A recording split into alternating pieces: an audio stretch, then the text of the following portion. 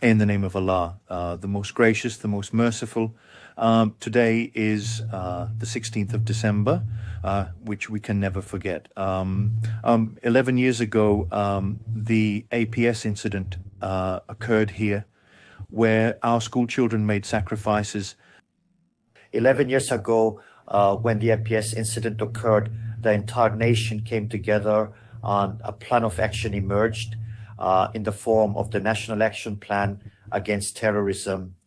After 11 years have passed today, once again, we are at the point where incidents of terrorism are happening on a daily basis, and Khyber Pakhtunkhwa is once again targeted by terrorism.